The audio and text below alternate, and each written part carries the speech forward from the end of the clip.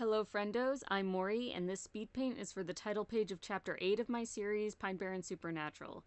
In this chapter, Mike, Sasha, Keith, Applegate gets his introduction, so I want to take this opportunity to talk about how I made him.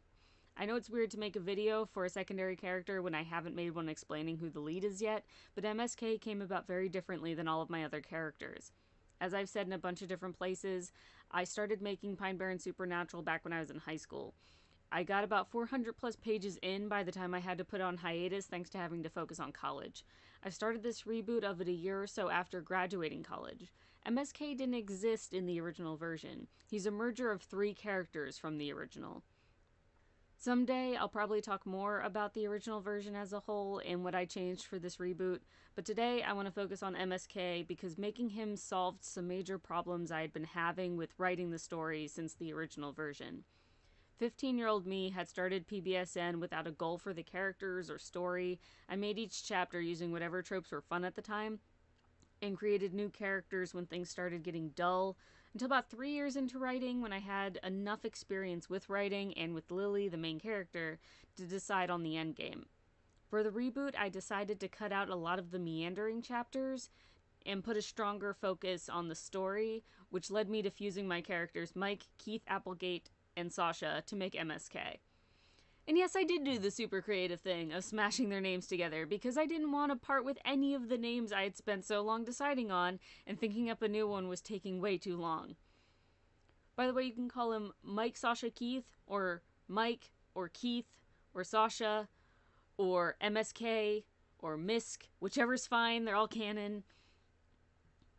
Now I'm going to explain a little of each of the original 3 in chronological order, since Mike was a tertiary character that showed up in a few chapters before the permanent hiatus hit, while Keith and Sasha were 2 characters I had planned on using in the middle and final arcs respectively, but never actually got to writing. Mike was a college freshman, having graduated a year before in canon. Whenever he showed up, everyone who had been his underclassmen would be ecstatic to see him, and he was a blast to write. Mike's purpose in the story was shaking things up periodically, prodding certain characters, and maybe forming a team with Alex later on. I realized too late that making Mike someone who had already graduated meant I wouldn't be able to use him as often as I would need to. So I started working on Keith Applegate, who would be kinda like Mike, but still be high school age. I planned to introduce Keith at the start of what would be the middle arc. I tried to give Keith some of Mike's charisma, and I tried to give him a goal and backstory that would make him relevant to the main plot. However, Keith's goal ended up boiling down to beat Damien, the male lead, so no matter what I did with Keith, he had the distinctive taste of cardboard. When I started having problems writing Keith and the middle arc, I started analyzing Lily to figure out how I wanted the story to end. If I knew how it was going to end, then I could make a better map to get there. I knew that I wanted a character with Keith's brashness, but since the story is about Lily, I couldn't have Keith's goal of beat Damien getting in the way of the final arc. So I made Sasha. I realized at that point that I'd probably have to scrap Keith or make a bunch of changes to make room for him, since he involved a lot of scenes and story beats I definitely still wanted to have. But before I could figure out what to do, I put PBSN on hiatus and let the whole thing sit in the back of my mind. When I finally decided to reboot the series, I made the conscious effort to not stay married to any element of the story that didn't contribute in some way. I really wanted to keep Mike, Keith, and Sasha, since I had spent so much time with them, but there just wasn't room to flesh out 3 different characters. Sasha basically played the same role as Keith in the later arc, so I got to thinking, what if they were the same person? I wouldn't be dropping a character, kinda, and it would add more depth to them as one person. Keith was originally going to be Damien's rival from when they were kids who had moved back into the area, and Sasha had a bit of a control problem that could work as a better reason for why he didn't like Damien than just beat him in everything. I had had a lot of trouble writing Keith as the rival because I could never give him a proper motivation.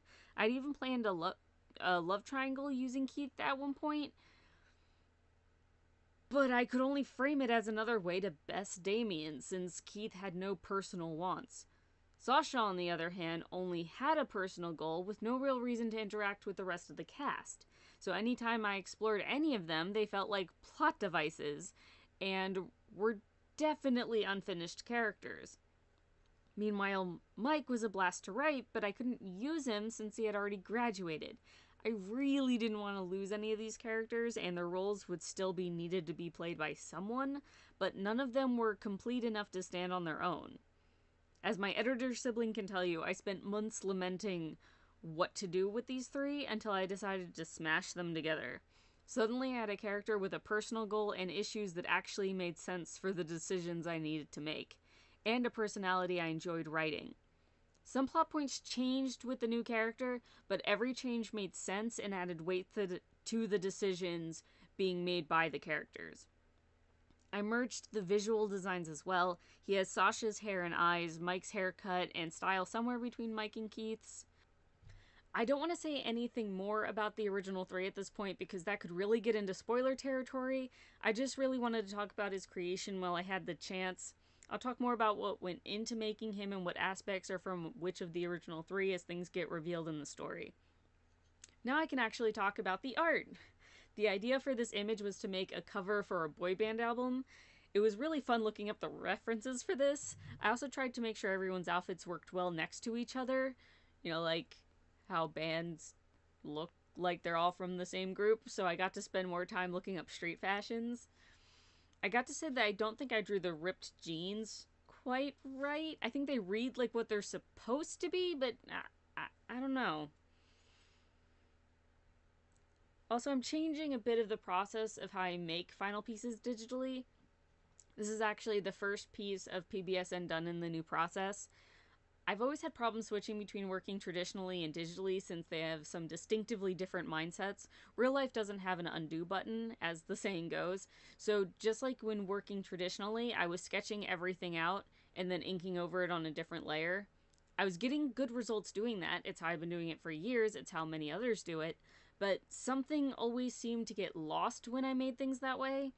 Anyone who inks over sketches can tell you the pain of the sketch looking better. Here's the thing, though. That was never how I made my personal digital pieces. I base everything out, but I'd only, fully sketch things out if it was a problem area. The inking layer would be where I'd actually add all the details and even just draw the clothes. The clothes would not be in the sketch layer. And I'd basically use the same pen or brush that I would for making the line art as the eraser as well, so it was kind of like working with painting in flat inks. It let me focus more on form and shape. The fringe on MSK's scarf and the laces on his shoes in this image are some of the clearest examples of the benefits of switching to this method. Also, Damien's black hair has been made with this method for most of the reboot. I think his hair was only being made the other way for the first 2 or 3 chapters. I just didn't think I could make everything in my comics that way. I thought it would be sloppy or unprofessional or something. Basically, I had made a rule for myself that was holding me back, and I didn't know how to break it down without help. I had been working on a personal piece for a while with a lot of details. I asked my editor sibling for their thoughts on what it needed, and instead of answering my question, they just commented on how much more finished my digital sketch art is compared to what I had been calling my finished and polished art in my comics. I'd always liked a lot of my digital sketches more, but I never would have described them as more finished. My sibling helped me to see that the parts of the drawing that I had considered sloppy or unrefined weren't, and actually added life to the drawings. All of my comics are available to read on Tapas. Please turn off ad blocker if you do go to Tapas to read it, so I can make a little something for you guys looking at it. And for the amount of time I put into making it, that would be nice. Also, if you want to support me more directly, I have a Patreon now, and I have 2 monthly tiers. My $1 tier gets you to see all of my comics as soon as I finish them, instead of having to wait for the posting schedule, and tier 2 gets you the same as the first, plus some of my digital sketches and art that I don't post anywhere else. And some sketch versions of the comic pages. As an example, the outfit references I made for the characters in this piece are available through that tier.